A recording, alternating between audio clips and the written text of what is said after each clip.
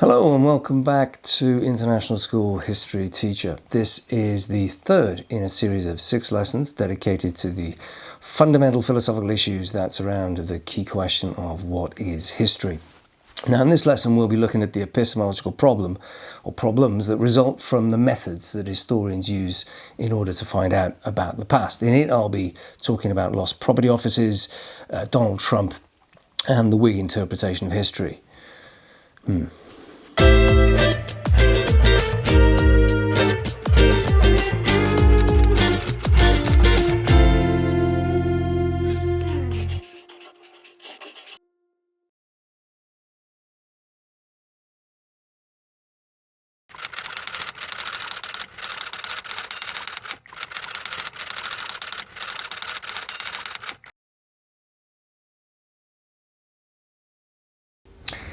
The historian is like the cleaning staff at a railway station in the middle of the night. The passengers have all gone, but the remains of human activity are to be found everywhere, particularly if you look closely. So the cleaner will sort through the remains. She will separate the valuables for the lost property, the umbrellas, the wallets, the coats, the scarves, the hats, and the rubbish will be discarded. The valuables will be sorted, labelled and stored in separate boxes, but even that rubbish will also be sorted for recycling. And just like the railway station during the day, the past is also a flurry of activities, interactions and events with no overall meaning. The historian takes the remains of the past and begins to construct that meaning.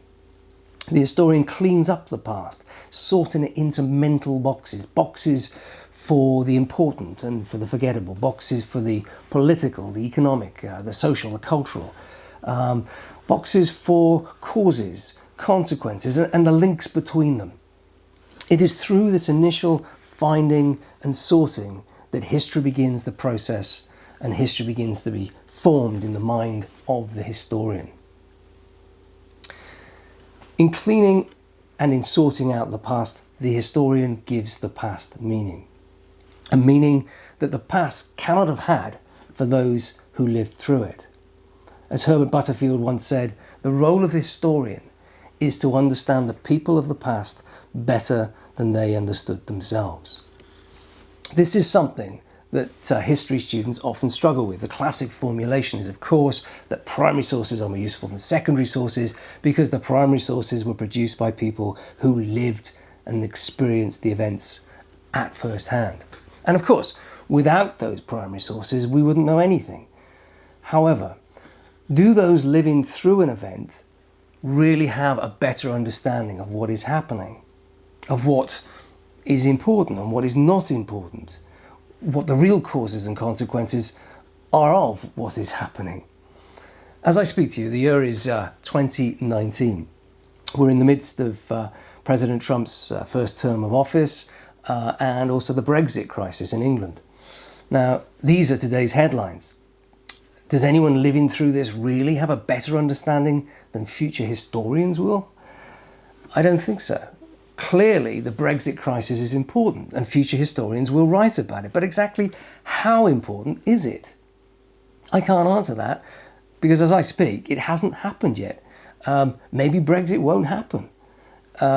And if that's the case, maybe if you're watching this in 20 years' time, you will have forgotten all about the Brexit crisis. You'll have to Wikipedia it, Google it, or whatever is still existing in 20 years' time. Mrs. May and Johnson and Rees-Mogg are names perhaps that won't be familiar to you in 20 years' time, just as other politicians have also been forgotten who are associated with other previous disasters that never happened.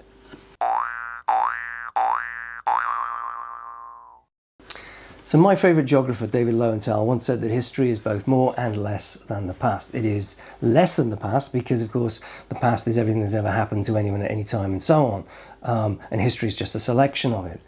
But history is also more than the past because history has meaning and the past does not. And this meaning is derived from hindsight, from the power of hindsight. And there are 3 dimensions to this that historians benefit from having. They benefit from having historical consciousness, They benefit from having access to archives and to the work of previous historians. And thirdly, they also benefit from a sort of an emotional detachment. Let's look at each of those three things in turn.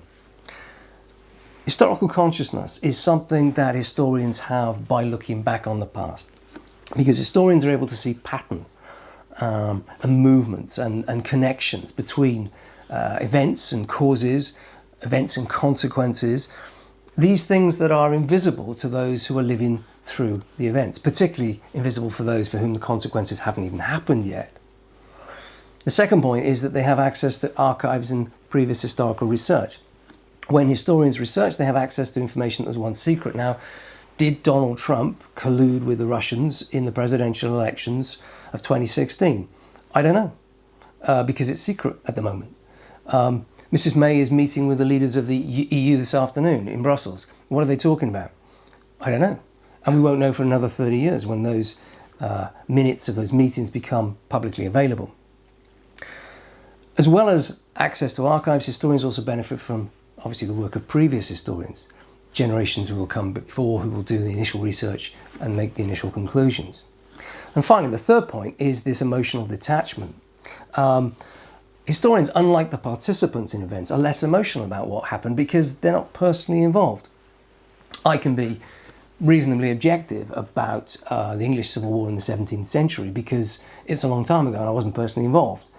But ask me about the current Civil War taking place over Brexit, and I've got some very strong opinions. It's very difficult for me to be objective and detached. Now, all of this might give the impression that history is actually epistemologically strong. It isn't. It is worth remembering that everything I've just described as a process through which historians find out about the past is interpretation. I'm reminded again of the quotation I used at the beginning of this section from Jean-Paul Sartre. Nothing can ever be proved. Slow, lazy and sulky, the facts adapt themselves at a pinch to the order I wish to give them.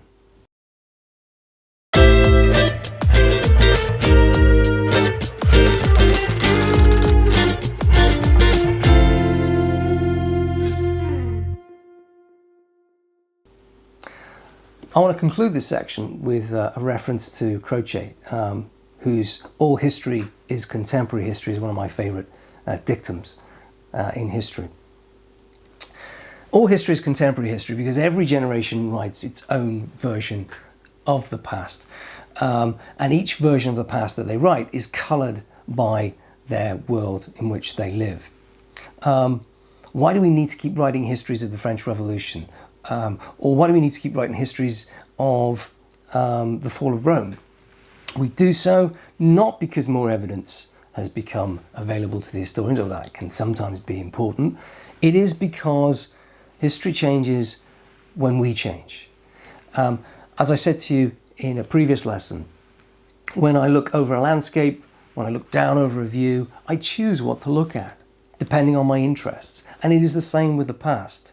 If I took you back 100 years, our interpretation of the past would exclude the history of the working class, or the history of women, or the history of ethnic minorities, because historians at that time, for whatever reasons, were not interested in those things. We are today, because society has changed. Historians have changed. So this second epistemological problem of history is profound. History is just interpretation, and therefore it is never complete. It is always a work in progress. Architecture of amnesia, scare the people with hysteria.